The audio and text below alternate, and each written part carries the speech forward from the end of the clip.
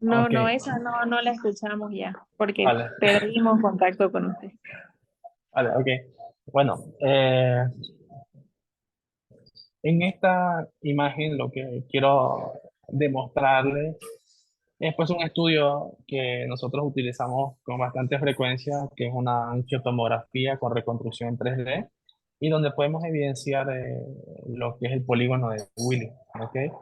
Tanto la circulación anterior, que va a estar dada por la carótida interna, la circulación posterior, que va a estar dada por las vertebrales, en conjunto forman la basilar, las cerebrales posteriores que se unen con las comunicantes posteriores que vienen de la carotida interna y cierran este circuito, ¿no?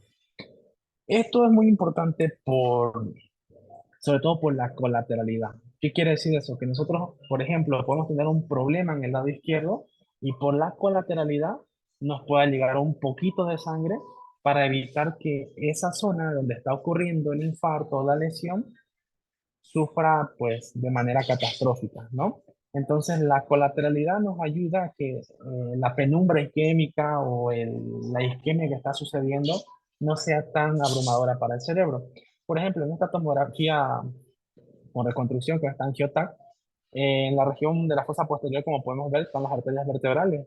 La del lado derecho es más pequeña que la del lado izquierdo. ¿Qué quiere decir eso? Que existe una dominancia de la arteria vertebral del lado izquierdo. Por ende, si existe algún daño o alguna lesión o algún problema a nivel de la carótida, en este caso, perdón, de la arteria vertebral del lado derecho, por la colateralidad, en este caso la arteria vertebral derecha, que es más pequeña, pues es muy probable que el paciente pueda llegar a sufrir un daño considerable, ¿ok? Justamente por la dominancia. Bueno, entonces, con respecto a la fisiopatología del evento vascular cerebral de tipo isquémico, pues el cerebro es un órgano con altos requerimientos de oxígeno y glucosa, ¿ok? O sea, son dos cositas que no le puede faltar en ningún momento al cerebro. Del gasto cardíaco, más o menos como el 15 al 20% se destina al cerebro en situación de reposo. ¿Qué quiere decir eso? Que cuando existe una injuria, una lesión, un ictus, pues esto incluso se duplica hasta se triplica el gasto cardíaco, ¿ok? El cerebro, al carecer de reserva, en este caso de glucógeno, cuando existe una disminución del flujo sanguíneo cerebral, no puede aguantar por más de 2 a 3 minutos sin que haya daño a la estructura, ¿ok? Entonces el cerebro pues no puede faltarle en ningún momento sangre y por ende por ahí oxígeno y glucosa. O sea, las reservas de glucógeno en el cerebro son muy escasas. La sangre va a llegar a través de los cuatro pedículos arteriales, que en este caso son las dos carótidas y las dos vertebrales. Y estos llegan aproximadamente a alrededor de 900 ml minuto, ¿vale? El flujo sanguíneo cerebral, que es un dato numérico que ustedes tienen que aprenderse, es aproximado entre 55 a 53 ml 100 gramos minuto, ¿ok? O sea que por cada 100 gramos de cerebro ocupa 53 ml minuto de irrigación, ¿ok? Cuando existe una disminución de eso, pues el paciente pueda tener manifestaciones clínicas y en este caso cuando pasa o disminuye por debajo de 10 ml 100 gramos minuto, pues va a haber daño neuronal. En esta diapositiva, pues lo que les quiero comentar es, en el lado derecho, por ejemplo, existe una franja amarilla donde nosotros le llamamos la zona de autorregulación. ¿Qué quiere decir eso?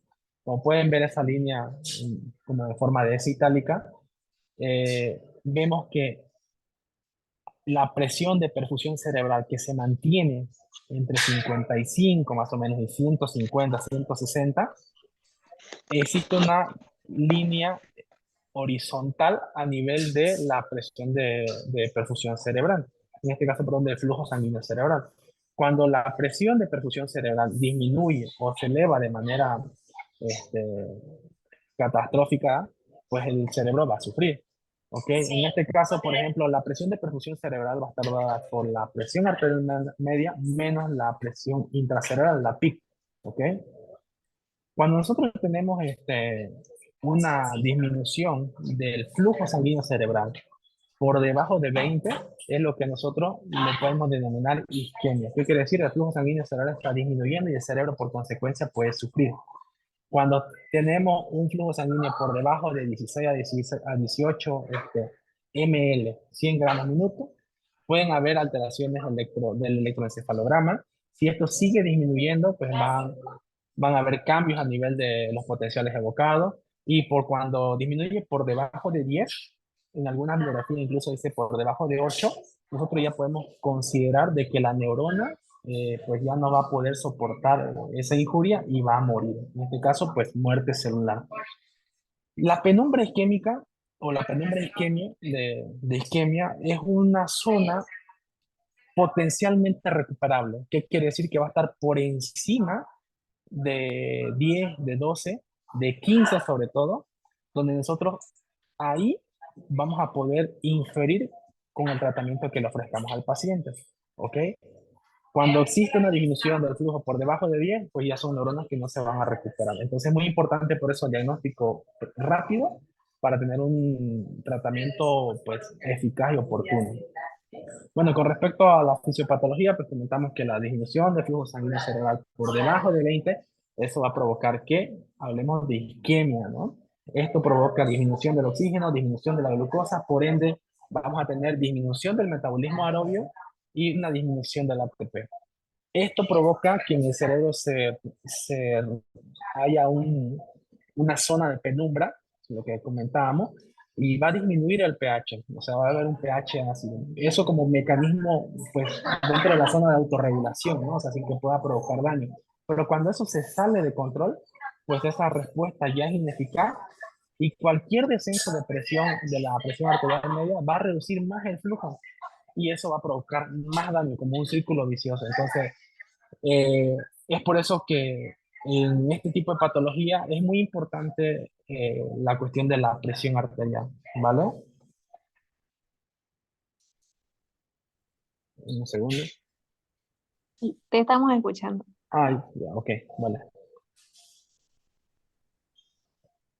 Ok, bueno, ya hablamos un poco de la fisiopatología, hablamos de los tipos de eventos vasculares isquémicos, ahora vamos a hablar con respecto al diagnóstico. El diagnóstico de este tipo de patología, pues como lo vimos en el caso clínico, ¿qué solicitamos? Una tomografía simple de cráneo. Es un estudio sencillo, un estudio rápido que tarda menos de 5 minutos y nos va a orientar hacia qué horizonte nos vamos a ir, si es un evento isquémico o si es un evento hemorrágico, ¿vale? Entonces, el diagnóstico se hace con tomografía, ¿ok? Paciente que llega a urgencia con deterioro neurológico, lo que podemos hacer son medidas básicas, ¿no? Oxígeno, ver la glucosa, cómo está la presión, pero no podemos hacer algo extra si no sabemos de qué se trata. Bueno, algo que habíamos hablado previamente con respecto a las definiciones era del ataque isquémico transitorio. ¿De qué trata esto? Es igual un tipo de evento cerebral vascular de evolución de isquemia, pero sin daño a nivel del parénquima cerebral. Es por eso que se denomina ataque isquémico transitorio. Y esto también tiene una explicación anatómica, porque a veces los pacientes tienen una colateralidad pues que permite que el cerebro se pueda nutrir por otras arterias y el paciente cuando baja el flujo sanguíneo cerebral por las colaterales lo pueda recuperar y el paciente clínicamente mejora. Entonces, por definición, esta es una isquemia breve, generalmente menos de 24 horas, usualmente 10 minutos, o sea, algo muy, muy pasajero, donde existen episodios transitorios de disfunción neurológica provocados por esta isquemia focal, pero algo muy importante, sin lesión, o sea, sin infarto, sin imagen que nosotros podamos documentar que haya un infarto. Esta disfunción neural transitoria, secundaria de isquemia focal de cerebro o de médula espinal, sin infarto agudo permanente. Las definiciones operativas obsoletas utilizaron un límite arbitrario de 24 horas, pero para la duración de los síntomas, ¿qué quiere decir eso? Que el paciente que llega a urgencias con afasia, con disminución de la fuerza, del hemicuerpo, ya sea derecho o izquierdo, y nosotros vemos que ese cuadro clínico no tiene una imagen documentada con infarto y que el paciente va recuperando con el transcurso de las horas, estaríamos frente a un ataque isquémico transitorio. Algo muy importante acá es que del 10 al 15% de estos pacientes tienen un derrame cerebral dentro de los 3 meses siguientes y el 50% de los cuales ocurre dentro de las 48 horas. Es por eso que un paciente que llega a urgencia por un ataque isquémico transitorio no se puede ir a su casa. Se tiene que tomar las medidas básicas, tratar de hacer un diagnóstico del por qué está sucediendo eso, porque dentro de las 48 horas es muy probable que pueda tener un evento ya instaurado de un infarto, ¿vale? Bueno, aquí les voy a presentar una tomografía de igual de un paciente que ingresa a nuestro servicio por deterioro neurológico, afasia, disminución de la fuerza del cuerpo derecho. Y en la tomografía simple del cráneo, pues no evidenciamos ninguna lesión orgánica, ¿no? Ahí como podemos detallar, vemos que el sistema ventricular se encuentra bien, en los surcos y fisuras igual. Bueno, dentro de los ataques isquémicos transitorios, la clínica que el paciente pueda tener va a depender mucho del territorio que va a presentar la alteración. En este caso, la circulación anterior que va a estar dada por la carótida interna, pues los que presenta el paciente pueden ser amaurosis unilateral, esto asociado pues, por una de sus ramas, que es la arteria oftálmica. Puede haber hemiparesia, puede haber hemiparestesia, de predominio facio-braquial. ¿Por qué? Porque esta zona va a estar dada por esa arteria cerebral media que tiene irrigación a nivel de los ganglios de la base, ¿no? El paciente puede tener disfasia, detención del lenguaje, eso mucho depende también de la cerebral anterior, de si es hay afectación del lóbulo frontal, del lóbulo temporal. El paciente puede llegar a tener hemianopsia, agrafia, calculia, desorientación topográfica, ¿ok? Esto se ve más que todo en el 60-80% de los casos. Y como comentábamos, ¿no? Algo muy importante, este ataque isquémico transitorio, como su nombre lo dice, transitorio, generalmente dura menos de 10 minutos o arbitrariamente la definición te lo comenta como menos de 24 horas. O sea, es un paciente que tiene esta clínica, que en la tomografía se ve limpia y que posterior a presentar estos síntomas, el paciente va mejorando. ¿Okay? Cuando existe un ataque isquémico transitorio a nivel de la circulación posterior, en este caso del territorio vértebro-basilar, pues el paciente puede tener ceguera. ¿Por qué? Porque pues tenemos el compromiso a nivel del lóbulo occipital por el territorio de la arteria basilar, la hemianopsia, hemiparesia, vértigo, ataxia, diplopía, tosis palpebral, paresia, parestesia de la hemicara, disartria, disfagia. Puede haber una risa espasmódica incontrolable, amnesia global transitoria, ¿okay? Caída al suelo sin pérdida de la conciencia. Cuando tenemos estos síntomas, pues podemos estar frente a un ataque isquémico transitorio del territorio vértebro-basilar. Algo que nosotros podemos hacerlo de manera extrahospitalaria es la escala de Cincinnati. Esto pues tiene tres pilares fundamentales, donde nosotros podemos evidenciar la desviación de la comisura labial, la debilidad de la extremidad superior y la alteración del habla. ¿Ok? Esto nos traduce prácticamente que el cerebro está sufriendo, ¿no? Entonces, clínicamente tenemos un paciente que está en un ataque isquémico o un ataque pues, cerebral vascular y lo que tenemos que hacer en este caso es llevar al paciente a urgencia, que se haga una tomografía y ver en qué horizonte estamos, ¿vale? Esto es algo que podemos hacer extrahospitalario, ¿ok? La clasificación clínica, eh, pues nos reconoce cuatro síndromes neurovasculares con respecto a la isquemia, ¿ok? Un infarto completo de la circulación anterior, un infarto parcial de la circulación anterior, un infarto lacunar, un infarto de la circulación posterior. Esto se traduce también en síntomas neurológicos, ¿ok? Por ejemplo, cuando se afecta la circulación anterior, cuando se afecta la circulación posterior, es muy diferente lo que pueda llegar a tener el paciente. Dentro de esta clasificación, tenemos que tener muy en cuenta de los infartos lagunares, cuáles son la localización.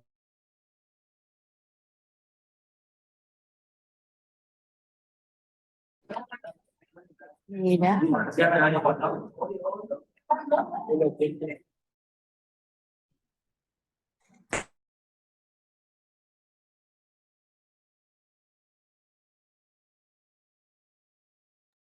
Hola, doctor.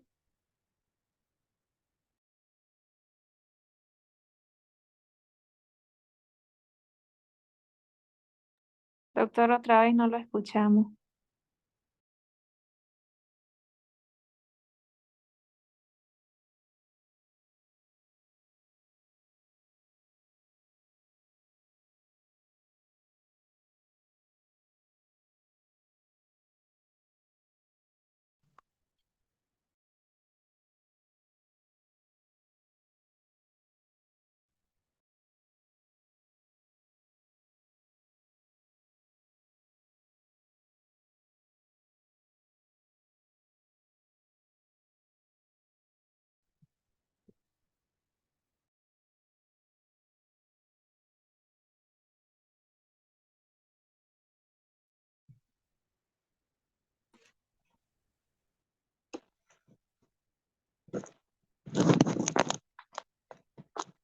Doctor, no lo logramos escuchar nuevamente.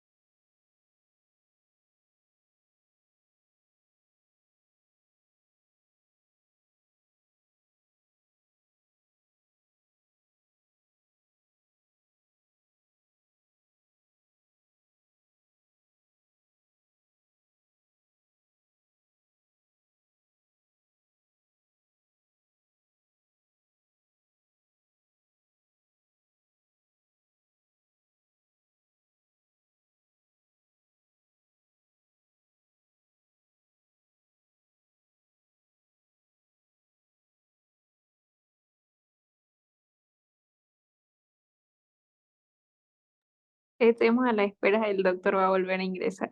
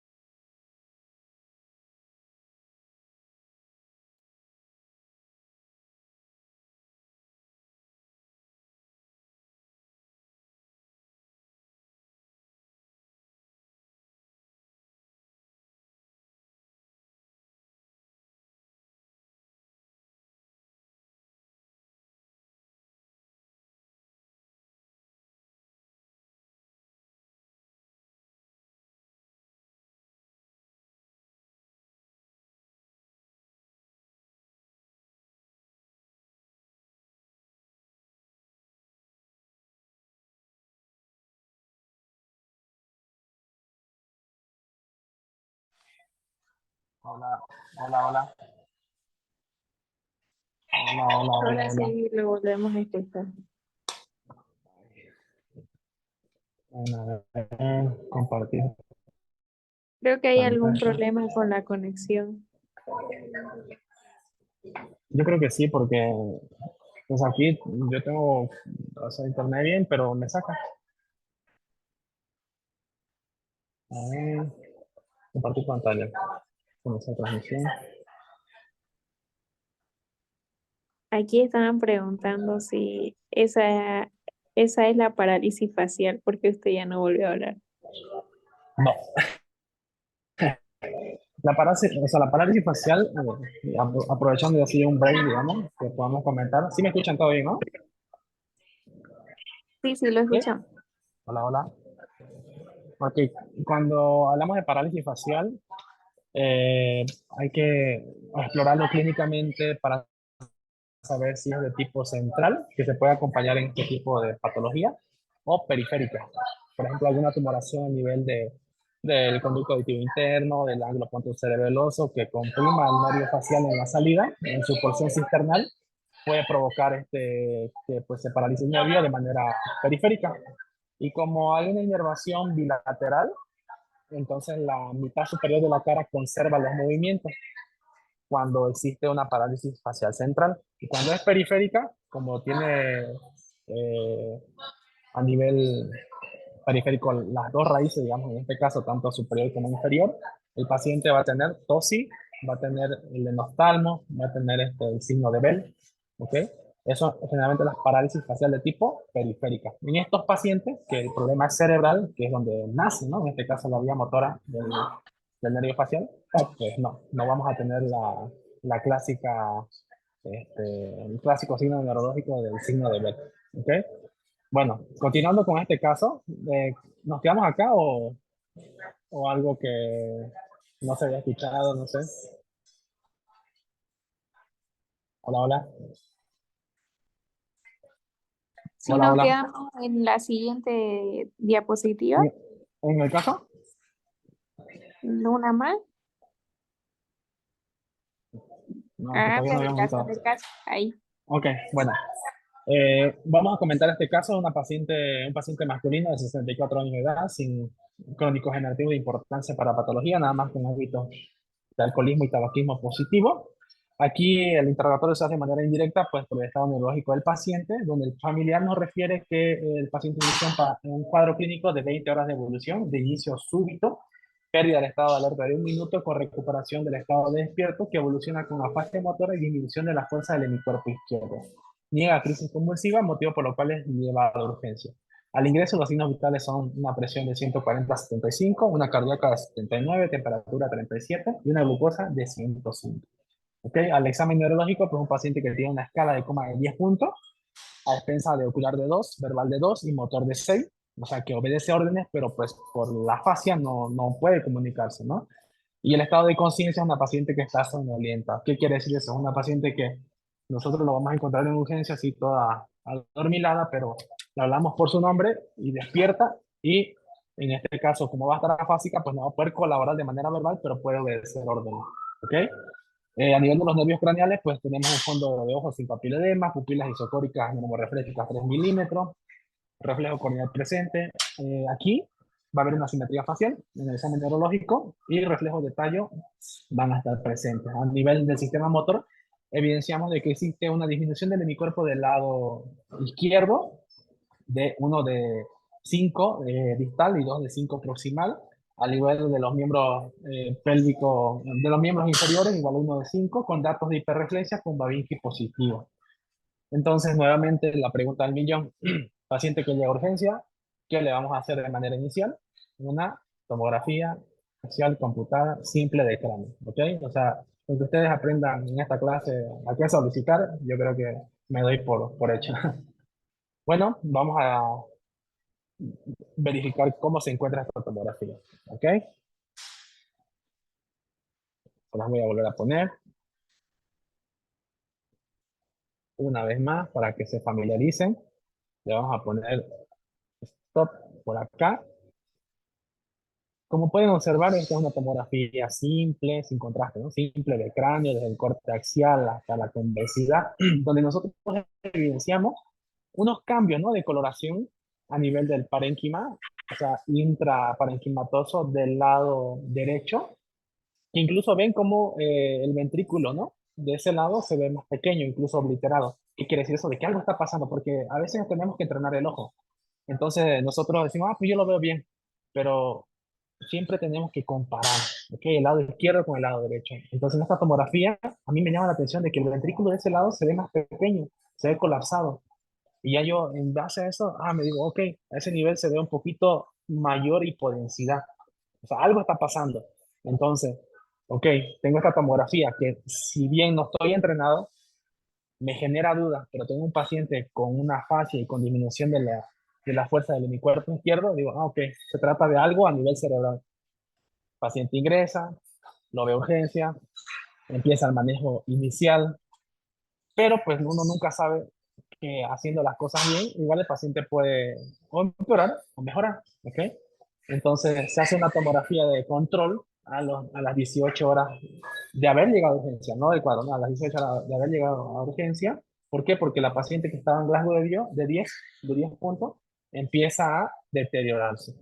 Ella estaba somnolienta, empieza a entrar en estupor, ¿ok? Disminuye más el Glasgow, pues y la paciente se tiene que intubar, ¿ok? Entonces se toma la tomografía de control y vemos, ¿no? Donde nosotros teníamos dudas, inicialmente vemos cómo ya se instauró el infarto. Ven cómo esa zona hipodensa de todo el hemisferio del lado derecho ya está totalmente evidenciado el infarto, o sea, todo el daño. Aquí, por ejemplo, las circunvoluciones, los surcos ya no se observan, hay bastante edema, Incluso vemos que el ventrículo de ese lado se colapsó y tiene como tendencia, ¿no? Hacia irse hacia el otro lado. ¿Ok? Hay una pequeña desviación de la línea media. ¿Ok? Entonces, paciente que se deteriora, que disminuye el glasgo, que empieza con datos de hipertensión endocraniana, que eso ustedes lo saben mejor que yo, y pues nos tienen que llamar a nosotros como servicio de neurocirugía, ¿no? ¿Y qué hacemos? Pues lo que sabemos hacer, ¿no? El menú de todo. Cranectomía descompresiva. Ok, es una paciente que se le hace una cranectomía frontotemporoparietal del lado derecho. Hola, hola. Hola, hola. Sí, Hola. lo ¿Me escuchamos, escuchan? doctor. Ok. Y bueno, pues la paciente, nosotros al quitarle el huesito, a quitarle la tensión de la dura madre, disminuimos la presión intracerebral. ¿Ok? Porque la hipertensión endocraniana es porque aumenta la PIC, ¿no? Entonces, al aumentar la PIG, el paciente sufre, puede haber deterioro rostrocaudal, el paciente de somnolienta se pasa a estupor, cambios pupilares y todo lo que neurológicamente podemos nosotros evidenciar. Entonces, se decide hacer una cranectomía descompresiva y pues esta es la tomografía postquirúrgica, ¿sale? Bueno, ese es un casito que tenemos y bueno, ahora vamos a empezar a detallar un poquito. Esto es un poquito, quizá un poco largo, o tedioso o, o hasta un poquito complicado, pero pues algo con la idea con la que quiero que se queden es que pues en este tipo de paciente lo ven muchos médicos, o sea, esto es un manejo multidisciplinario. Primero, quien recibe al paciente en urgencia, dependiendo después del país o la sede donde uno esté, pues hay médicos que son urgenciólogos, ¿no?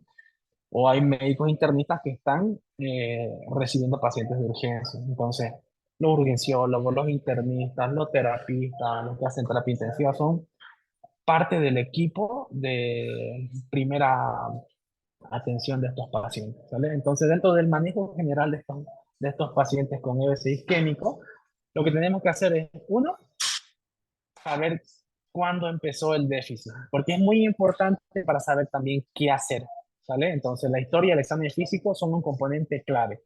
El inicio, el déficit actual a través de la escala de NITS, ¿vale? Tenemos que tomar el laboratorio. Dentro de todos los laboratorios que le podamos tomar, el más importante es la glucosa. Aunque para nosotros es tipo y cruce, o sea, pedirle paquete de sangre para que lo podamos operar en todo caso que se requiera. Pero la glucosa es muy importante porque si tenemos pacientes con hiperglicemia, aumentamos. Hola, hola, hola, hola, Lo hola. escuchamos, doctor. Ok, que se escuchaba una interferencia. Entonces, la glucosa lo que me provoca cuando el paciente está con hiperglicemia es que me aumenta la penumbra isquémica, que ya habíamos comentado que era un tejido cerebral potencialmente recuperable. Entonces, pues vamos a irnos al otro extremo cuando ya el paciente va a sufrir mayor disminución de flujo sanguíneo cerebral por la hiperglucemia, porque el cerebro se deshidrata. O sea, un cerebro en un paciente con hiperglicemia se va a deshidratar y eso va a provocar mayor daño neuronal. Es por eso que es muy importante la glucosa siempre de ingreso, ¿vale? Y además que también son pacientes que, por ejemplo, tienen disminución del estado de alerta y llegan a urgencia y están hipoglicémicos y no tienen nada cerebral, ¿ok? Entonces, por eso es muy importante la glucosa de ingreso. Con respecto a en la imagenología, nuevamente habíamos comentado de que la tomografía simple de cráneo es el estudio inicial para poder nosotros orientarnos frente a qué estamos. Pues en mi campo, en el área de la neurocirugía, veo muchos pacientes con tumores. Entonces también estos pacientes son simuladores de eventos vasculares. Son pacientes que dejan de hablar o un paciente que no mueve el cuerpo, llega a urgencia y es por una tumoración que está provocando edema vasogénico y pues eso provocó el deterioro y no es un infarto. Entonces cambia, ¿no? Todo lo que le vayamos a ofrecer. La tomografía en este caso, nosotros la utilizamos sobre todo para poder dar una puntuación, que es el aspecto, que ahorita lo vamos a comentar, para nosotros poder ofrecerle pues la terapia, la trombectomía sobre todo, ¿vale? Podemos también tener un estudio un poco más completo, que es lo que le había comentado anteriormente, una angiotomografía, ¿ok? Para la terapia endovascular, que es la trombectomía mecánica, nosotros necesitamos, o nos dice, ¿no? La bibliografía que aquel paciente que tiene un puntaje de un NIS por encima de 10 o igual a 10, es 73% sensible y 74% específico de que tengamos una lesión o una oclusión de un vaso de gran tamaño. O sea, aquel paciente que tiene un NIS por encima de 10 o igual a 10, es muy probable que se trate de una oclusión de un vaso de gran tamaño. Uno de ellos, la cerebral media o la carótida interna, ¿vale? Un NIS por debajo por igual o mayor a 6 es 87% sensible y 52% específico para una oclusión también de un vaso de gran tamaño. El NIS, ahorita que lo vamos a detallar, es una escala pues, que mientras nosotros le quitemos eh, menos porcentaje es peor, ¿vale? La intervención va a depender de los resultados anteriores, o sea, de lo que nosotros vayamos a hacer, depende de qué se trate, ¿vale? Ahora, aquí la puntuación del NIPS es una escala que es bastante completa y esta nos detalla que a un mayor puntaje del NIS indica un mayor déficit, ¿ok? Y este puntaje nosotros lo vamos a correlacionar con las lesiones vasculares que pueda tener, en este caso con oclusiones de grandes vasos. El NIS pues valora el sistema, el nivel de conciencia, la mirada, los campos visuales, si el paciente tiene paresia facial o parálisis, la paresia de las extremidades superiores e inferiores, ataxia, sensibilidad, lenguaje, disartria, ¿ok? Entonces todo eso es nada más marcarlo y ver cuánto de puntaje nos sale, ¿ok? Y ya habíamos comentado, ¿no? Por un NIS por encima de 10 o igual a 10, vemos que tiene una mayor sensibilidad de que el paciente sí pueda tener un, un vaso de gran tamaño alterado. En este caso puede ser carótida interna o cerebral medio. Otra de la importancia de la tomografía es lo que comentábamos hace rato, que es la escala de Aspect. La escala de Aspect, pues lo que nos traduce o lo que nos quiere tratar de ayudar es más o menos a identificar la zona pues, del infarto y se realiza en una tomografía simple de cráneo en dos cortes, uno a nivel de lo que es los ganglios de la base y otro corte a nivel un poco más cortical, como por ejemplo en estas imágenes que está presento, a nivel de los ganglios de la base, lo que nosotros vamos a ver es área, ¿ok?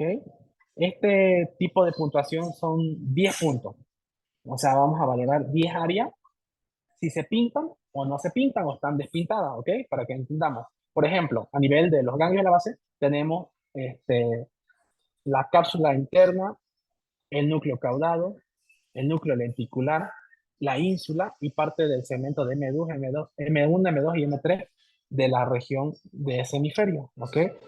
Si nosotros vemos que en esa zona no se está pues pintando de manera correcta, digamos, llamémoslo así, el cerebro, pues le quitamos un punto, ¿ok? Como por ejemplo en la imagen del lado izquierdo, en la imagen A, vemos que donde corresponde a M1 del lado derecho, en el lado izquierdo, pues vemos que está hipodenso, ¿no? Entonces le quitamos un punto, ¿ok? Nos vamos al corte de arriba, vemos el segmento de M4, M5 y M6. En el segmento de M4, del lado izquierdo, vemos que también está hipodenso. Entonces le quitamos otro punto. Entonces, este ejemplo me sirve para yo pues, definir que este paciente tiene un aspect de 8 puntos. ¿Por qué? Porque le quité 2 puntos, ¿no? Uno en el corte de los ganglios de la base y el otro en el corte cortical. ¿Vale? Entonces, para eso me sirve el aspect y también para poder nosotros ofrecer tratamiento endovascular, por ejemplo. Ahorita vamos a hablar de cuánto de aspect se requiere un paciente para proponerle un tratamiento endovascular. Entonces, dentro de los manejos generales, pues aquellos pacientes que tienen un infarto, según la AJA 2018, que no he encontrado otra actualización, pues el paciente tiene que ser admitido en la terapia, hay que tomarle controles tomográficos. ¿Qué quiere decir eso? Como vimos en la paciente previa, ¿no? 20 horas de evolución, que ingresa con Glasgow de 10, 18 horas después disminuye el Glasgow, se toma el control y vemos que el infarto se instauró y eso provocó aumento de la presión intracerebral, mayor deterioro neurológico y requirió manejo quirúrgico, ¿no? Entonces, por eso es que es muy importante que el paciente esté en la terapia, monitorizado y que tengamos accesibilidad a los controles con tomografía. Hay que tener al paciente monitorizado, tiene que estar en cama, con reposo, hay que tomar el laboratorio, hay que garantizar la oxigenación, el paciente tiene que estar en ayuna. ¿Por qué? Porque pues, es muy potencial quirúrgico, ¿no? los cuidados de enfermería con respecto a la posición de la cabeza, 75 grados. Eh, con respecto a las glucosas, pues no glucosas menores de 60 y mantener un rango entre 140 a 180. ¿Esto por qué? Por la penumbra isquémica. Les comentaba, ¿no? Que pacientes que tienen hiperglicemia me pueden aumentar la penumbra isquémica y mayor daño neuronal. Pues hay que tratar las convulsiones si las tienen, tratar las fallas cardíacas si las tienen, y hay que tener la monitorización para manejar de manera muy específica la presión arterial. Con respecto también al manejo de la presión, la AJA nos dice que hay que disminuir de manera cuidadosa la presión arterial sistólica hasta alcanzar menor a 185 milímetros de mercurio y la diastólica menor a 110. Antes de poder ofrecerle nosotros la trombólisis, que es el RTPA o el TPA, que es el alteplase, ¿vale? Y hay que mantener esa presión menos de 180, 105 para 24 horas después de la aplicación. Esto tiene un nivel 1 de evidencia, ¿vale? Algunas guías pues ya nos dicen que aquellos pacientes, por ejemplo, que tienen historia previa de hipertensión, puede ser un poco más permisible con la hipertensión, y aquellos que no tienen historia previa, menos permisible. Aquí es muy importante, como comentábamos, dice, ¿no? Bajar cuidadosamente la presión arterial hasta obtener esos dos objetivos y poder aplicar la terapia del alteplase. Hay que evitar la hipotensión. ¿Esto por qué? Porque habíamos comentado que cuando hay disminución del flujo, aumento del metabolismo anaerobio, aumento de la acidez, eso, si se sale de la zona de la autorregulación y nosotros le provocamos un poco de descenso de la presión, hacemos que la presión de perfusión cerebral disminuya y por ende, ¿qué? La presión de perfusión cerebral. Y ya habíamos comentado que por debajo de 10, garantizado que la neurona no aguanta, ¿no? Entonces, por eso hay que evitar las hipotensiones, ¿sale? Entonces, paciente que llega a urgencia y llega con 200 de presión, ustedes no traten así de quitársela de golpe, o disminuir de golpe la presión, porque pues el daño neuronal va a ser más catastrófico, ¿vale? Pues podemos utilizar también terapias osmóticas como el manitol, las soluciones hipertónicas. Hay que también tratar la hiperpirexia, la temperatura alta, por encima de 38 grados hay que usar pues, antipiréticos, ¿no? Está prohibido usar corticoides, ¿ok? Y también prohibido usar diuréticos, porque pues eso hace que el cerebro pues disminuya el volumen y aumente, ¿no? el daño cerebral. Siguiendo con las directrices de la AJA 2018, pues aquí con respecto a la terapia antiplaquetaria, recomiendan que el ASA está recomendado dentro de las 24 a 48 horas posteriores al inicio del cuadro clínico. Esto tiene nivel 2 de evidencia. ¿Sale? ¿Y cuáles son las dosis utilizadas? Entre 160 a 300 miligramos día. Y si se administró el RTPA, el ASA generalmente se retrasa 24 horas más tarde, ¿vale? Cuando tenemos un paciente con un evento vascular cerebral menor, la terapia antiplaquetaria dual, que es el LASA más el CLOPI, se tiene que utilizar, dice, por 21 días a partir de las 24 horas. Esto puede reducir el accidente cerebrovascular secundario hasta 90 días. Esto tiene nivel 2 de evidencia, ¿vale?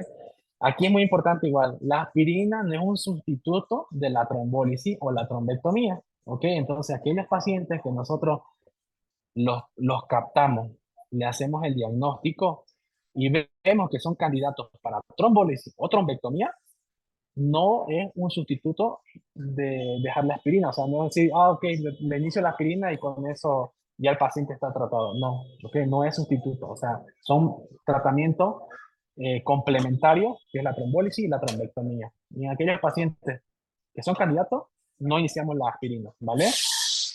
Este cuadro es un poco completo para mi gusto porque pues aquí nosotros podemos evidenciar que del 0 a la 24 es las horas y nosotros, como les había comentado, desde que llega el paciente o desde que nos llega a nosotros tenemos que documentar el inicio del cuadro clínico. ¿Esto por qué? Porque de acuerdo al inicio nosotros podemos ofrecerle ya sea una trombólisis con el alteplase o una trombectomía, ¿vale? Entonces, para iniciar trombólisis tenemos 4.5 horas desde el inicio del cuadro clínico para que al paciente le vaya bien. ¿Esto por qué? En alguna guía nos comentan que pueden ser 3 horas. Como ya hemos comentado que la neurona puede sufrir al sufrir el flujo sanguíneo cerebral disminuido, esa neurona puede empezar a provocar daño a nivel de la barrera hematoencefálica y por ende puede provocar cualquier tipo de edema, ¿no? En este caso intersticial, en este caso vasogénico o citotóxico, como quieran denominarlo.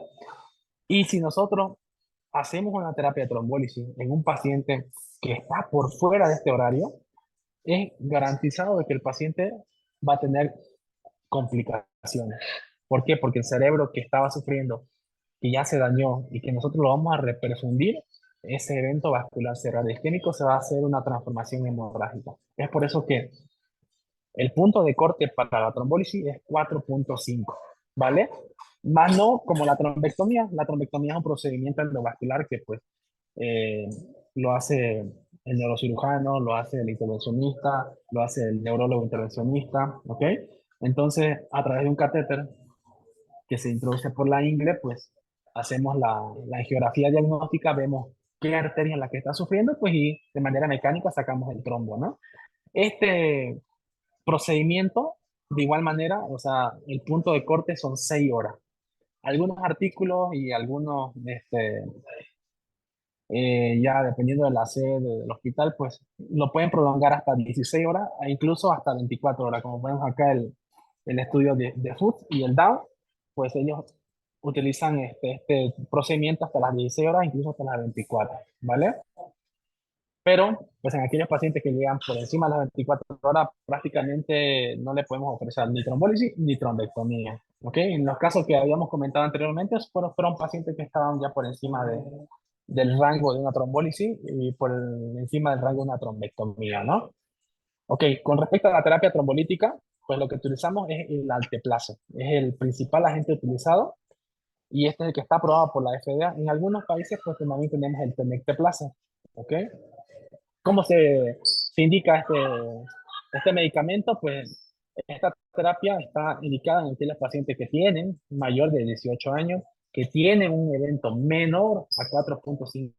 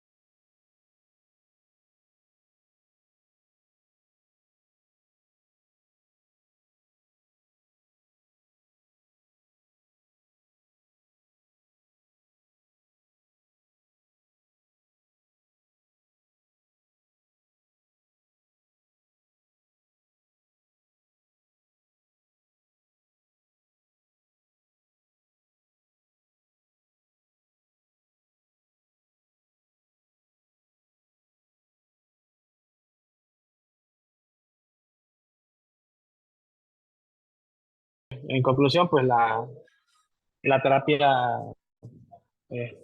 trombolítica, pues es con el alteplase. En algunos países también está aprobado el tenecteplase. ¿Cuáles son las indicaciones? Paciente con edad mayor o igual a 18 años, un evento isquémico que sea menor a 4.5 horas, ¿ok? Y las contraindicaciones, pues la hemorragia intracerebral, pacientes que tengan trauma, pacientes que tengan diátesis hemorrágica, conocida, aquellos pacientes que han tenido anticoagulación con heparina de bajo peso molecular, aquellos pacientes que tienen recuento de plaquetas por debajo de 100.000. Todo esto, ¿por qué? Porque la complicación de esta terapéutica es que el paciente sangre, ¿ok? Algo muy importante, pues la presión, ¿no? Que habíamos comentado, pacientes que tienen presión sistólica por encima de 185, presión diastólica por encima de 110, prohibido dar el alteplase. Hay que disminuir la presión por debajo de ese rango para poder aplicar la terapéutica.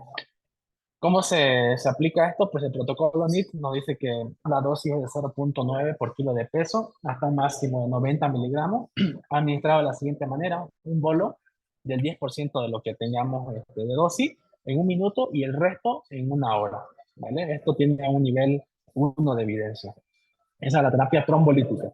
Para terapia endovascular, que vendría a ser como un procedimiento quirúrgico, que es lo que habíamos comentado previamente, que tenemos, ¿no? Un margen de 6 horas, dependiendo de, pues ahora de los artículos dicen hasta 16, hasta 24 horas. Entonces se recomienda la trombectomía mecánica con stent cuando se cumplen todos los criterios y esto tiene un nivel 1 de evidencia. Oclusión causal del segmento de la carótida interna o M1 de la cerebral media. ¿Ok? Cuando el trombo está a nivel de esas dos estructuras, ya sea cerebral, perdón, carótida interna o cerebral media, segmento M1, el paciente puede ser candidato. Que tenga mayor de 18 años o igual. Que tenga un NITS mayor o igual a 6 puntos. ¿Ok? Traducido esto es que no esté tan deteriorado clínicamente, ¿no? Como habíamos comentado que el NIT a mayor puntaje, mayor deterioro, ¿no? Y que tenga un aspect mayor o igual a 6 puntos. Para que recordemos el aspect igual, o sea, mayor puntaje quiere decir que está mejor, ¿no? El aspect, entonces, que tenga un aspect por encima de 6 o más puntos.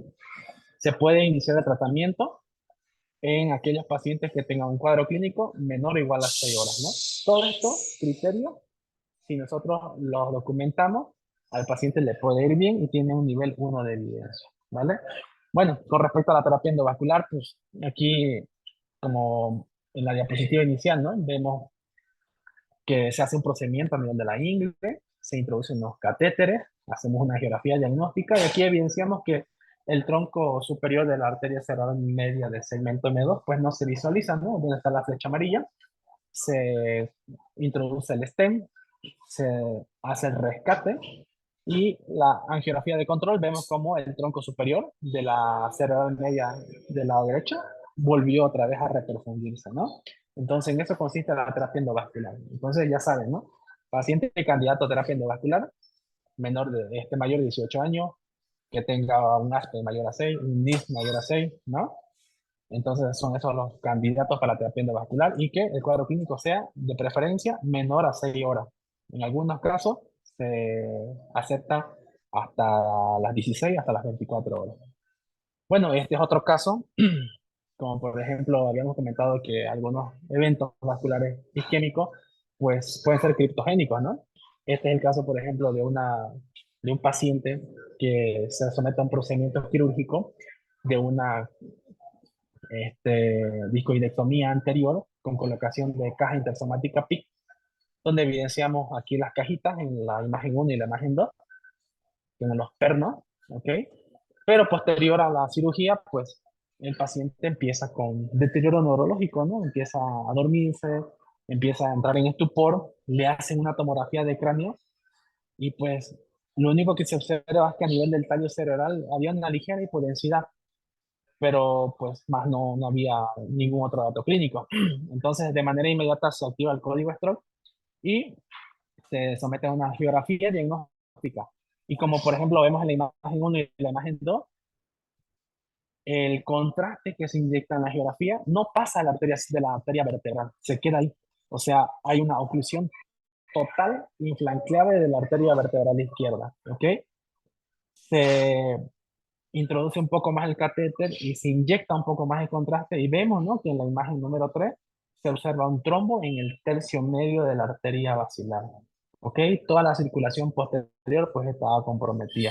Luego se hace el rescate con el stent, o sea, se hace la trombectomía con el stent.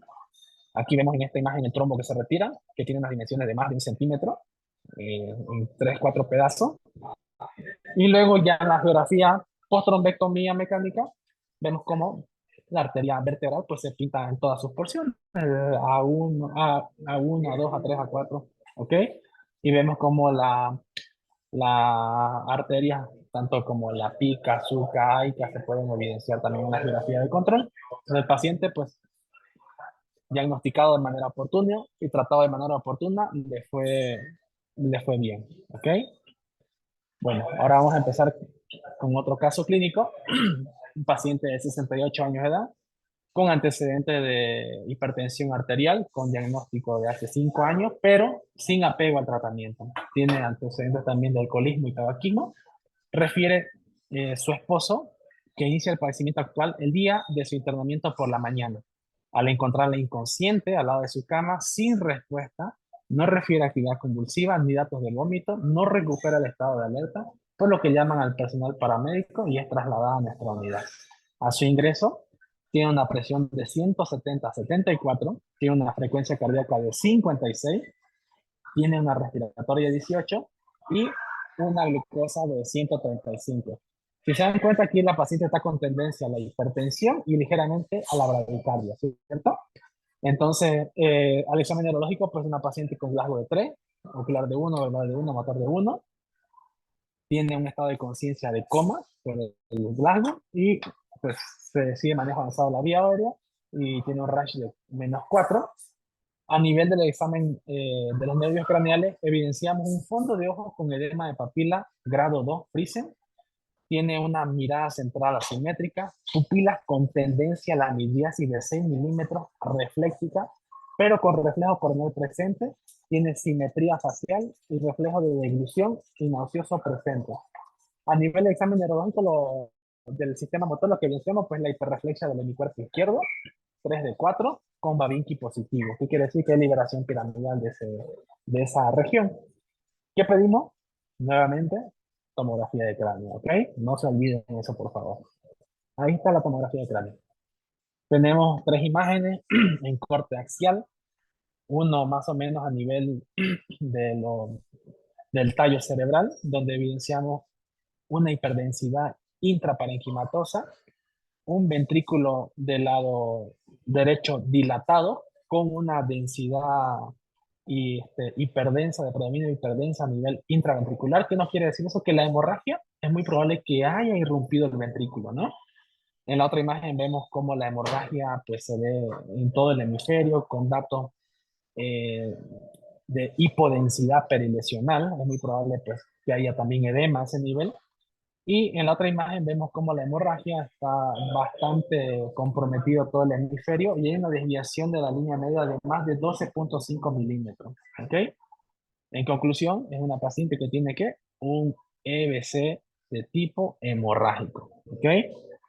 El paciente, por el deterioro clínico, por las pupilas, por todo lo que habíamos comentado en el examen neurológico, pues se decide hacerle una craniectomía descompresiva con drenaje parcial del coágulo. Y pues estas son las secuencias de la tomografía postquirúrgica, donde evidenciamos que ya no tiene el huesito, vemos que hay una pequeña restitución de la línea media, los ganglios de la base, las cisternas de la base, perdón, están patentes, o sea, clínicamente el paciente que tenía tendencia a la hipertensión endocraniana por la hipertensión y la bradicardia, pues mejora en el postquirúrgico, se toma una tomografía de control 5 días subsecuentes y vemos como el hematoma que se dejó, pues ya está empezando a sufrir reabsorción, ¿no? La línea media, miren, otra vez volvió, ¿ok? Y bueno, pues esta paciente, como comentábamos, ¿no? Inicialmente, no murió, pero pues puede quedar secuelada por todo el daño neuronal, ¿ok? Entonces este es un tipo de evento cerebral vascular hemorrágico. Ya habíamos hablado que estos son más mortales, ¿no? Que los isquémicos. Entonces, dentro de las generalidades, pues el 20% de los ictus se deben a hemorragia. Hemorragia intracerebral en el 75% de los casos y una subaracnoidea en el 25% de los casos. La subaracnoidea sobre todo se debe a aneurismo, ¿ok? Es muy importante, pues, entrar en este concepto que a veces, de acuerdo a la localización o magnitud del hematoma, a veces pueden romper el ventrículo y provocar hemorragias intraventriculares, ¿ok? Bueno, dentro del evento vascular hemorrágico, pues ya comentamos, puede ser intracerebral, puede ser hemorragia subaracnoidea, estos van a estar asociados a hemorragia intraventricular, hemorragia subaracnoidea, ¿ok? En aquellos pacientes que tienen, o sea, hemorragia intraventricular y que tienen también además hemorragia en el parénquima, es muy probable que nos estemos enfrentando frente a malformaciones arteriovenosas. ¿Ok? También les voy a mostrar imágenes de pacientes que hemos operado con malformaciones para que ustedes tengan ese conocimiento visual por lo menos, ¿vale? En trabajo se demostró que los pacientes con Glasgow menor a 8 y con un volumen de sangre del hematoma mayor a 60 tienen una mortalidad al mes del 91%. Mientras que aquellos que tienen un Glasgow mayor a 9 y que tienen un volumen menor a 30 presentan una mortalidad del 19%. Es por eso que de todas esas inquietudes nacen también los criterios para operar. O sea, no todos los pacientes son quirúrgicos, ¿ok? Bueno, entonces dentro de las causas, pues, del evento hemorrágico, pues, una de las causas más frecuentes es la hipertensión arterial, que esto lo vamos a ver sobre todo a nivel de los ganglios de la base. También tenemos sangrados por aneurismas saculares, que esto lo vamos a ver asociados a hemorragia subaracnoidea, ¿ok? Y también vamos a tener causas de tipo de malformaciones arteriovenosas, como por ejemplo cavernoma, ¿ok? Y otra causa de hemorragia subaracnoidea también es la traumática, ¿vale? Que esa hemorragia es desde predominio convexal. Bueno, aquí por ejemplo podemos evidenciar pues un corte de una tomografía axial y un corte de pues, post-mortem del mismo paciente donde evidenciamos un coágulo a nivel del tercer ventrículo que hizo que el paciente desarrolle una hidrocefalia aguda donde se observa migración transependimaria ahí en el ventrículo, en, el, en las astas frontales, en las astas occipitales, ¿ok? Y el paciente pues por hidrocefalia, que eso provoca hipertensión endocraniana, pues muere, ¿no? Entonces, para que vean que este tipo de patología generalmente es más mórbido, más mortal que el EBC isquémico. Aquí podemos evidenciar una hemorragia subaracnoidea en la tomografía simple de cráneo, como habíamos comentado, son hemorragias que están en la cisterna, ¿sale? En la imagen 1, por ejemplo, en la flecha, vemos que existe una pequeña pelotita, una bolita, que eso simula o me puede indicar de que probablemente la hemorragia subaracnoidea esté asociada a un aneurisma de la comunicante anterior, ¿ok? En la segunda imagen, pues es un corte un poco más basal, donde también vemos que se va hacia la convexidad, vemos que los surcos y las cisuras están disminuidas de tamaño, entonces eso me indica que hay edema cerebral, ¿ok? En la otra imagen vemos casi similar a la primera, pero esa pelotita o esa bolita está casi periférico, ¿no? Está en relación al caminito de la cerebral media, ¿ok? Entonces, estos estudios son indicativos de hemorragia subaracnoidea de tipo aneurismático, ¿ok?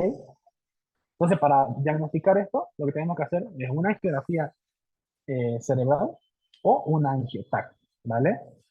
Bueno, y aprovechando, pues, para que ustedes tengan la oportunidad igual de poder ver imágenes, lo que les quiero tratar de representar acá es que cómo vemos un cerebro, bueno, teóricamente normal, ¿no? Sin hemorragia subaracnoidea. Aquí pues es un tumor, pero vemos de cómo se ve el cerebro blanquito, con sus arterias, ¿ok? Se ve transparente, ahí la pía madre se ve que brilla, ¿ok? Cuando nosotros tenemos una hemorragia subaracnoidea, esto es lo que nosotros observamos. Inmediatamente, cuando hacemos la craneotomía para el abordaje, en este caso el tratamiento de los aneurismas, vemos cerebros que están sumamente duros, que incluso tienen tendencia a salirse, hay bastante edema, ¿ok? Entonces, este es el tipo de imagen que nosotros observamos cuando operamos pacientes con hemorragia subaracnoidea. Como podemos observar aquí en la imagen del lado izquierdo, es un paciente igual con hemorragia subaracnoidea que se clipa un aneurisma, vemos el clima ahí al fondo. En el lado derecho igual, vemos una paciente con hemorragia subaracnoidea, un cerebro todo hemático, translúcido, que no pulsa, duro, como piedra. Okay, todos esos indicativos de que el cerebro pues, está sufriendo, ¿no? Ok, dentro de la epidemiología, pues se produce este evento vascular en 30.000 casos cada año. La incidencia es de uno por cada 10.000 individuos y se supone un 5% de todos los adultos. Ok, cerca del 10% presenta un familiar de primer grado con antecedentes de hemorragia subaracnoidea.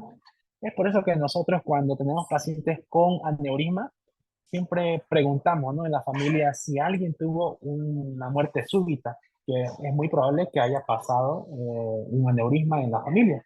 A veces se correlacionan, ¿no? Y hemos tenido casos de hermanos gemelos, hermanas gemelas, que la hermana tuvo el evento y le hacemos una geografía a la gemela y evidenciamos un aneurisma también, ¿sale? Con respecto a la etiología del evento vascular, pues vemos que el 80% es aneurismático y hay un 20% que es no aneurismático, de los cuales un 4 a 5% es malformación, que también pues les voy a mostrar algunas imágenes, ¿vale? Estas son las malformaciones arteriovenosas. Por ejemplo, habíamos evidenciado, ¿no? Aprovechando que ya tenemos aquí el cerebro normal. Por ejemplo, ahí vemos arterias y venas. Las venitas son las que se ven un poquito más azulitas.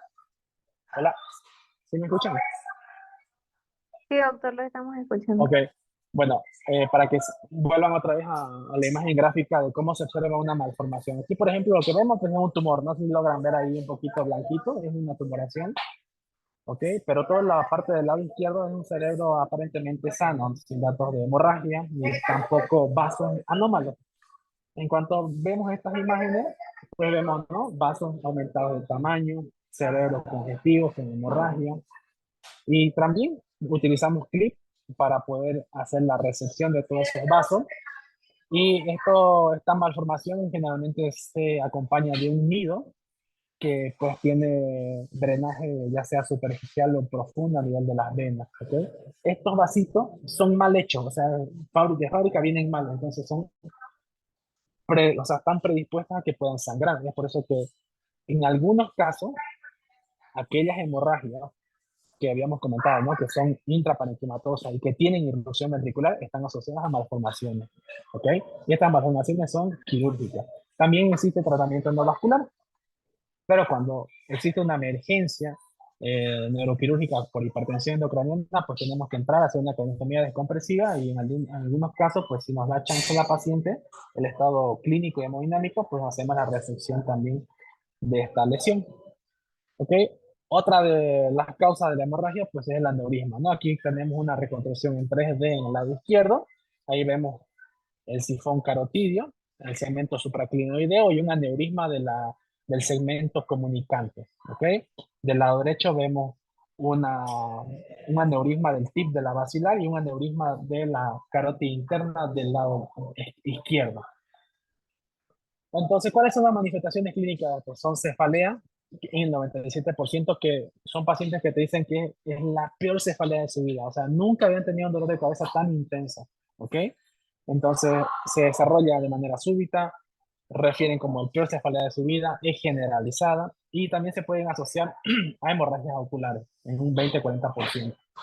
Los síntomas asociados puede haber meningismo. ¿Qué quiere decir eso? Rigidez en nuca. ¿Por qué? Porque la sangrecita también provoca irritación a nivel de las meninges y el paciente puede tener como una meningitis, rigidez de nuca, Hernie-Brusnicki positivo, ¿ok? El paciente puede tener hipertensión, déficit neurológico focal, náuseas, vómitos, fotofobia,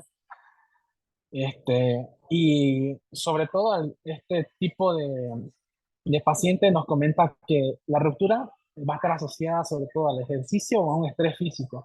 Pero, pues no es la regla, ¿no? Puede producirse en cualquier momento. Un paciente que está acostado mirando televisión, sentado leyendo, igual puede sufrir la ruptura de un aneurisma. ¿Vale? Dentro de las manifestaciones clínicas, pues habíamos visto este aneurisma, que es del segmento comunicante. Por esa zona está en estrecha relación con el tercer par craneal. Entonces, cuando tenemos un aneurisma del segmento comunicante, ese chipote que nace ahí puede comprimir el nervio craneal número 3 y provocar una midriasis, ¿no? Entonces puede haber una anisocoria en un paciente que está despierto. Tú dices, ah, ok, está despierto, pero está anisocórico. Entonces no correlaciona, por ejemplo, esa anisocoria a un deterioro rostrocaudal, ¿no? Es por la compresión del tercero por un aneurisma, que es lo más frecuente que podemos observar. Además, esto se puede asociar de toxi y desviación externa del ojo con la anisocoria. Puede haber cefalea centinela, que esto ocurre semanas antes, ¿ok? Entonces, en estos pacientes lo que tenemos que hacer es una tomografía de urgencia. Vamos a evidenciar la hiperdensidad, que es la sangre a nivel de las cisternas de la base. Esto vamos a objetivizarlo en las primeras 24 horas, ¿ok? Pasadas las 24 horas disminuye la sensibilidad. ¿Por qué? Porque la hemorragia, como es cisternal, y las cisternas tienen líquido cefalorraquídeo, y el líquido cefalorraquídeo es dinámico, entonces se puede lavar. Entonces, 48 horas después, es muy probable que pues, sea muy difícil encontrar una tomografía simple, ¿no? Entonces, en esos pacientes va a estar indicado hacerle un angiotac o una angiografía cerebral, ¿vale? Pero si existe duda, podemos hacer un procedimiento que se llama punción lumbar, que esta punción lumbar va a estar eh, con la presión de apertura elevada, puede tener xantocromía, o sea, va a tener un ligero tinte, ¿no? Porque el líquido cefalorraquídeo tiene una característica en agua de roca, pero cuando tiene un tinte mático, pues nosotros le llamamos xantocromía. Podemos tener un recuento de glóbulos rojos por encima de 100.000, va a tener proteína elevada, incluso puede estar la glucosa normal o baja. Ok, entonces diagnóstico, nuevamente, insisto, tomografía simple de cráneo, ¿no? En esta tomografía del lado izquierdo vemos que las cisternas de la base están con hiperdensidad. ¿Qué quiere decir? Sangre. En la tomografía de la derecha vemos cómo la sangre ya se fue hacia la convexidad, ¿sale? Entonces es una hemorragia masiva. La escala de Fisher es una escala que nos ayuda a nosotros pues, a diagnosticar o más o menos a tener referencia del vasoespasmo.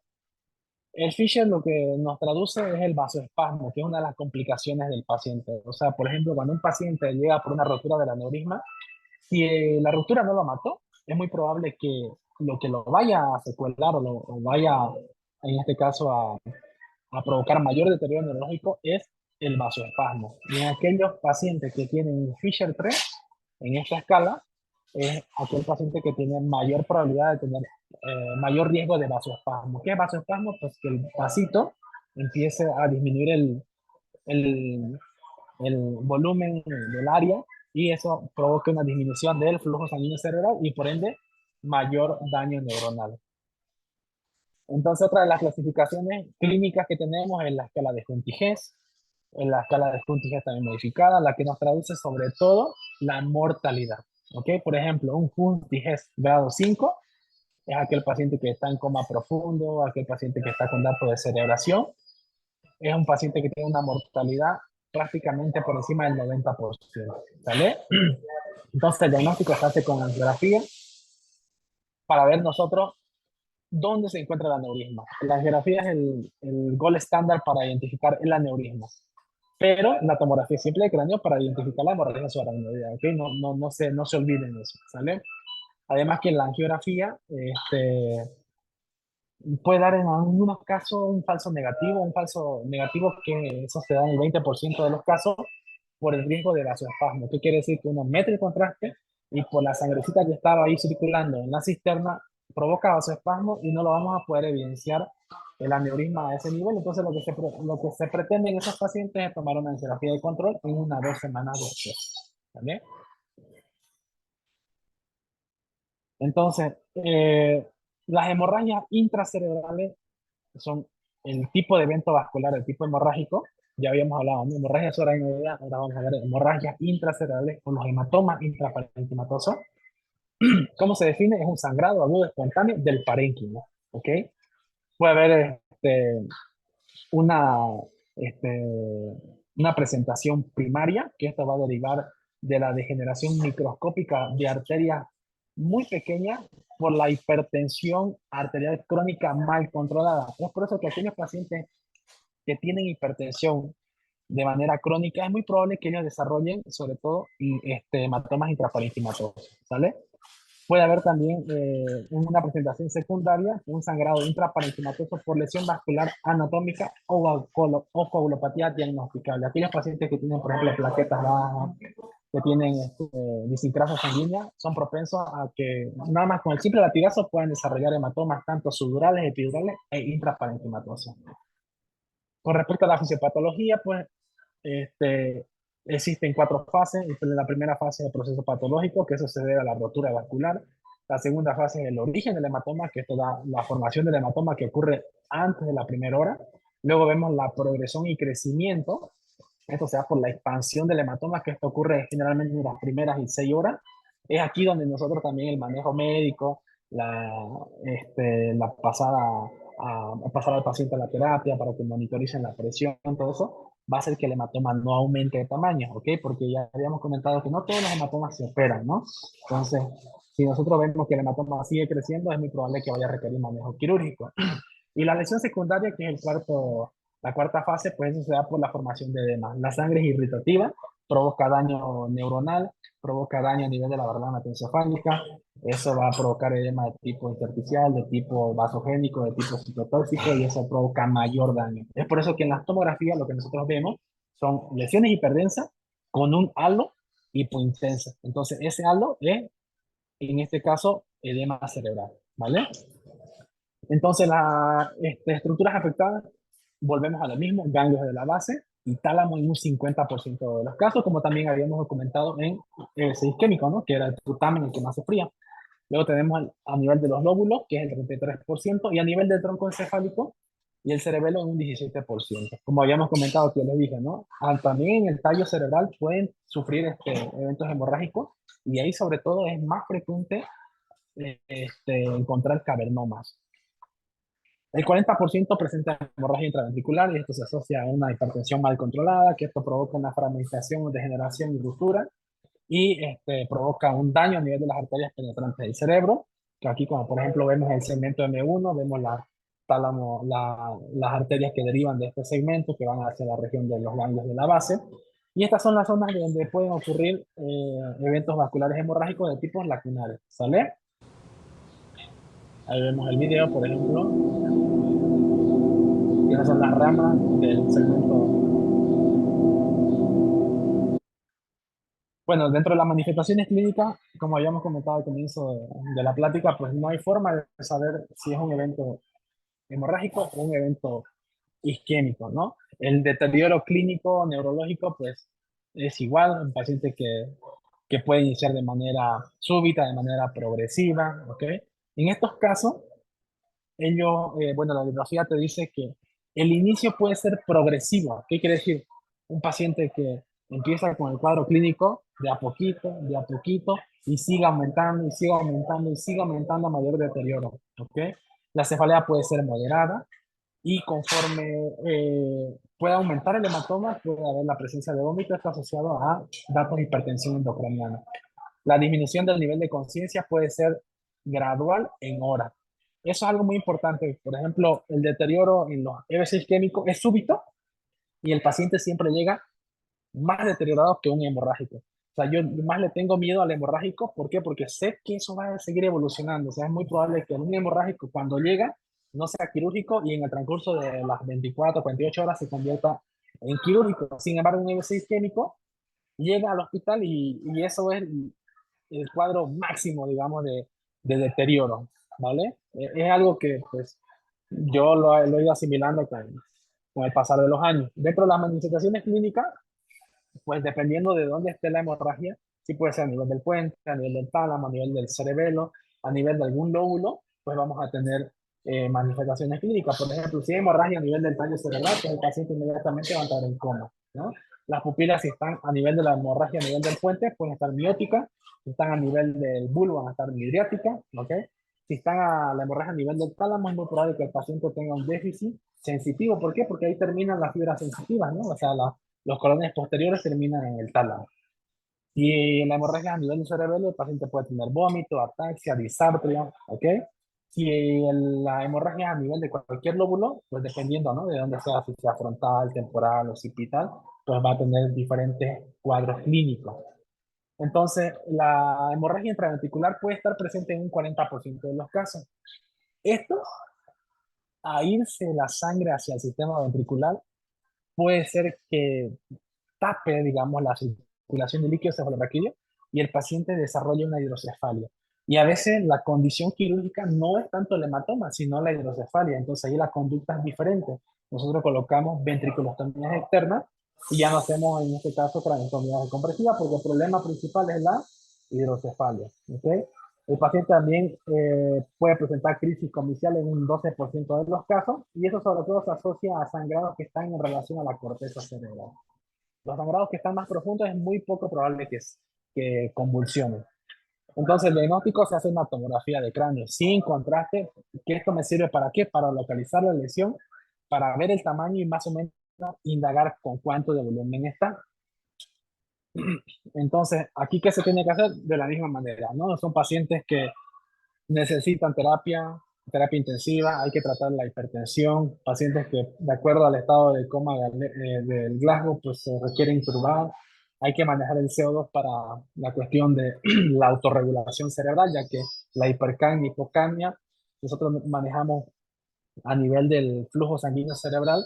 Cuando tenemos el CO2 hay vasoconstricción, cuando hay disminución de CO2, vasodilatación. Entonces, eso los terapistas pues lo manejan de manera este, muchísimo mejor. Pues el paciente que convulsiona también se le puede dar anticonvulsivante, igual prohibido a causar corticoides, y en dado caso que tenga hipertensión endocraniana, pues hay que iniciar manejo, ¿no? Con manitol, soluciones hipertónicas, y en dado caso que haya hidrocefalia, pues tratar la hidrocefalia con cirugía. Entonces, pacientes que entran a la terapia, hay que tener los cuidados de enfermería, monitorizar la PIC, signos vitales, la cabecera a 30 grados, evitar la extensión para que las yugulares estén libres y así puedan haber un descenso y no pueda haber una congestión venosa, ¿no? Y que pueda aumentar la presión intracerebral. Las medidas iniciales, pues ya el ABC, ¿no? A ver si hay necesidad de intubar. En caso de hipotensión hay que iniciar aminas. Hay que ver de que si requiere tratamiento el aumento de la presión intracraneal. Generalmente el manejo inicial es médico, con manitol y con soluciones hipertónicas, ¿ok? La meta es reducir la PIC a menor a 20. Si no se logra la meta con manejo médico, pues entraríamos nosotros a operar. El control de la presión, pues de igual manera difiere un poquito en relación al EBC isquémico. Entonces, aquellos pacientes con presión arterial sistólica de 150 a 200 y sin contraindicación para el manejo agudo de la presión arterial, hay que disminuir a 140. Eso es seguro y tiene un nivel 1 de evidencia, ¿no? En aquellos pacientes que tienen por encima de 200, es razonable considerar una reducción agresiva de la presión con infusión intravenosa de algún medicamento y el monitoreo de la presión arterial, y eso tiene un nivel 2 de evidencia. Entonces, los fármacos que se utilizan, por ejemplo, es el abetalor, el micardipino. Las crisis es más frecuente en los hematomas intraparenquimatosa, y cuando sí lo tienen, pues hay que tratarlas, ¿no? Se puede dejar fenitoína en bolo y luego indicar dosis cada 8 horas. En dado caso que hay hidrocefalia que no aumente la presión intracerebral, que eso me provoca una hernia transsectorial, el tratamiento va a ser derivación, ¿ok? Entonces, para calcular nosotros el volumen del hematoma, tenemos una fórmula que es A, B y C dividido entre 2. Entonces, en un corte sagital, nosotros sacamos el tamaño en longitud, en un corte coronal en altitud y en longitud, y eso va a ser A, B y C, lo dividimos entre 2, y eso nos va a dar aproximadamente el volumen del hematoma, ¿no? ¿Y esto para qué nos sirve? Para una escala que se llama el ISH, que también, la escala del ICH, que también es pronóstica, ¿ok? Entonces esta escala me mide el Glasgow, el volumen, si tiene o no hemorragia intraventricular, si la hemorragia es supratentorial y la edad. Esta clasificación vemos que, por ejemplo, con un ISH de 5 puntos, la mortalidad a 30 días del 100%. ¿Ok? Y nosotros en base a eso también tomamos decisiones. Por ejemplo, si vemos que el paciente tiene un hematoma de 60 ml de volumen, un paciente que está con Glasgow de 3, un paciente que tiene 80 años, un paciente que ya tiene las pupilas midriáticas, entonces no se beneficia de tratamiento quirúrgico, porque ya vemos que nada más por la escala ya tiene una mortalidad a 30 días del 100%. ¿Ok? La mortalidad en este caso, el 20% de los pacientes son pacientes que van a ser atendidos en centros de alta especialidad. Aquellos que sobreviven, el 50% van a tener discapacidad. ¿Ok? Eh, si aquí el riesgo de ruptura de aneurisma, por ejemplo, en 1% al año, en aquellos aneurismas que tienen 5 milímetros, el riesgo de ruptura al año es de 0.35, entre 10 y 24 milímetros es 3%, y mayor a 25 milímetros es 20%. ¿Esto por qué aparece este dato? Pues porque hay pacientes que tienen cefalea, que no es la peor cefalea de su vida, se inicia abordaje diagnóstico y evidenciamos que tienen un aneurisma incidental que no está roto. Entonces, el riesgo de ruptura es de acuerdo al tamaño, ¿vale? Todos estos pacientes, tanto los isquémicos como los hemorrágicos, salen a terapia de rehabilitación física. Ahí es lo más importante para que el paciente pueda mejorar o incluso regresar a su estado basal. Ahora, el riesgo de sangrado en las primeras 24 horas es del 4%. En las siguientes 4 semanas es del 1 al 2% por día. En pacientes no tratados, a las 2 semanas el 20% y al mes al 30%. Ahora, cuando hay un paciente que tiene un sangrado, en caso de un nuevo sangrado, sabemos que tiene una hemorragia y eso aumenta, el 50% de esos pacientes mueren inmediatamente y el 30% van a sufrir lesiones encefálicas progresivas. ¿Ok? Bueno, para ya no aburrirlos tanto con, con toda esta terminología y todo, estos pacientes generalmente son los que más ocupan tratamiento quirúrgico. ¿Y qué es lo que nosotros ofrecemos como, pues, como neurocirugía? Son cirugías de craniotomía descompresiva. Son cirugías de emergencia y aquí no existe una indicación absoluta, ¿ok? Siempre es, hay que ver al paciente, hay que ver la imagen, hay que ver el estado hemodinámico, clínico, neurológico para poder tomar decisiones. Por ejemplo, hay criterios específicos para los hematomas intraparenquimatosos, ¿ok? Aquellas lesiones que tienen por encima de 50 ml, por ejemplo, hay que operarlo. Si la lesión está en el lóbulo frontal o en el lóbulo temporal y está por encima de 20 ml y el Glasgow está entre 6 y 8 y la línea media está desviada por mayor a 5 milímetros, también requiere manejo quirúrgico. Aquella lesión, independientemente del volumen, que genere hipertensión endocraniana, que genere deterioro neurológico, también se considera quirúrgico, ¿sale? Entonces, pues con esto, lo que nosotros ofrecemos son las craniotomías descompresivas, que es un procedimiento mediante el cual se realiza el retiro del huesito de la región frontotemporoparietal de una parte del cráneo para esto aliviar el aumento de la presión intracraneal. Actualmente, pues lo que conocemos son descompresión profiláctica o primaria y descompresión terapéutica o secundaria. Entonces, en aquellos pacientes que vemos que van a detonar en una hidrocefalia, que van a detonar una hipertensión endocraniana por el volumen, pero que aún no lo desarrollan, podemos plantear una descompresión profiláctica. Y en aquellos pacientes que ya están con la pupila abierta, que ya están con datos de hipertensión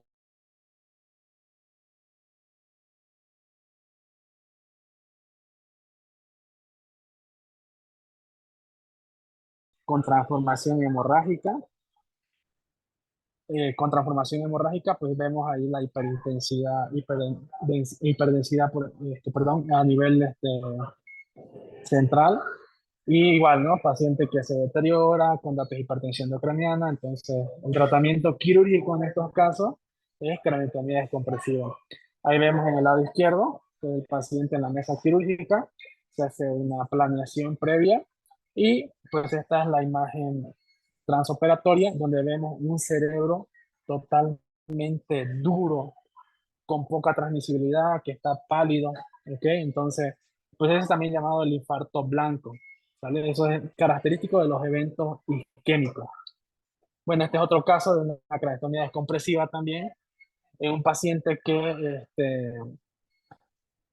reporta en la tomografía de cráneo una hiperdensidad de predominio del hemisferio del lado izquierdo, con datos de hipodensidad perilesional, que eso corresponde a edema, y además vemos que hay desviación de la línea media e incluso hay irrupción ventricular. ¿Se acuerdan que habíamos comentado que aquellas hemorragias que eran intraparenquimatosas, que se acompañaban con irrupción ventricular, en un 20% de los casos se tratan de malformaciones arteriovenosas? Y ese es el caso, ¿eh? Es un paciente con un cerebro totalmente pues, hinchado, con poca transmisibilidad, con un tinte hemorrágico y pues está asociado a una malformación arteriovenosa. Entonces, en las craniotomías descompresivas, pues la bibliografía dice, ¿no? Que lo que se tiene que hacer es una craniectomía de más o menos 12 por 15 centímetros. Ese es como el estándar para nosotros poder darle un poco de alivio a la masa encefálica, al cerebro, y así provocar que disminuya la presión intracerebral. Bueno, eso ya son pues conceptos un poquito más técnicos. Esos son los pacientes que se le hace la herida quirúrgica, se le deja drenaje y pues eso sería todo, ¿ok? Yo soy muy amante de los atardeceres y ese es un atardecer acá en Colombia. Me encuentro acá rotando en el Instituto Nacional de Cancerología y pues Eso sería, pues, de mi parte todo lo que les pueda ayudar. No sé si tengan alguna duda, alguna pregunta, algún comentario. La información es muy amplia, la verdad que esto es un resumen y a pesar de eso siento que es mucha información, pero bueno, es algo que quería transmitirlo. No sé si tengan alguna duda, alguna pregunta.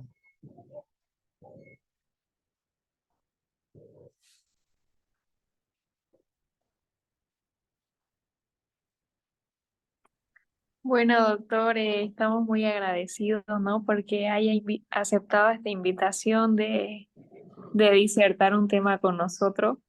Esperamos verlo muy pronto y de la misma manera le vamos a hacer llegar, ¿no? El certificado de participación en este seminario.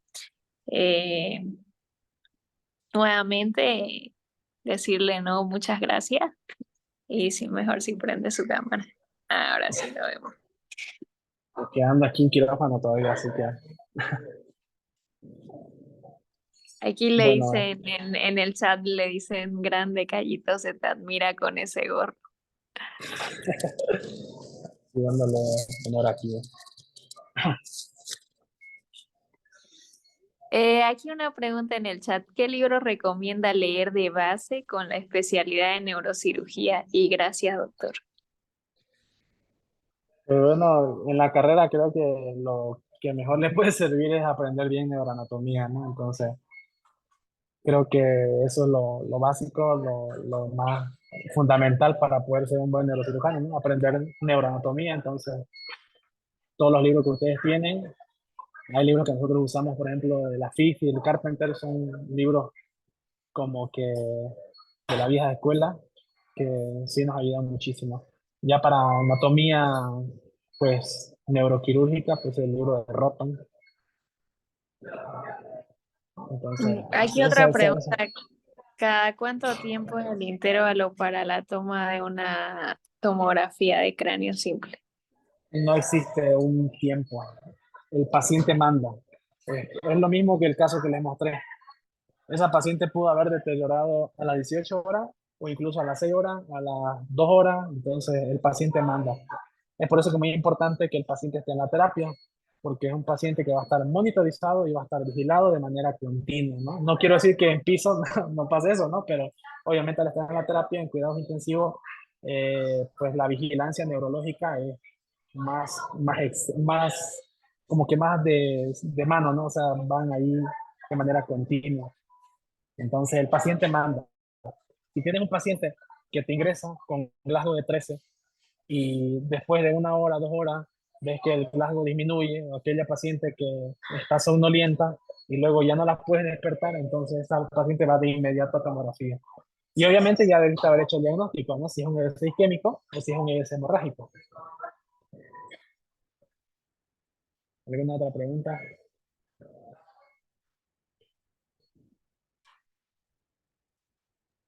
Creo que es todo, doctor. Eh, Ok, Nuevamente, muchas gracias y esperamos verlo pronto en otro ok. seminario. No, agradecido con la oportunidad, ¿no? De que me den chance de poder enseñarles un poquito de lo que sé. La verdad que yo siempre disfrutaba, ¿no? Las clases allá, fui auxiliar, entonces me encanta enseñar y pues de mi parte, lo que ustedes gusten, aquí andamos disponibles, siempre y cuando haya un poquito de tiempo. Bueno, doctor, muchísimas gracias. Y igual a todos los participantes, ¿no? Esperamos verlo en la clase de mañana, que va a estar disertando el doctor Walter Meneses, que igual es residente graduado de la Gabriel René Moreno, ¿no? Y de